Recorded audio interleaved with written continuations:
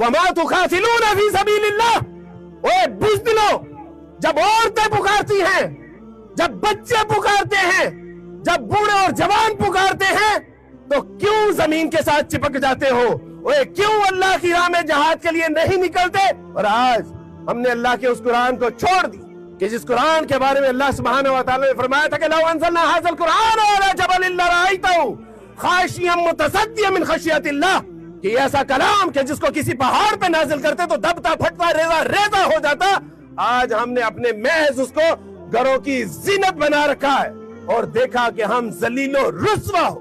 جب سے ہماری عورتیں پردے سے باہر اور تلواریں نیام کے اندر گئی ہیں، ذلت اور رسوائی ہمارا مقدر بن.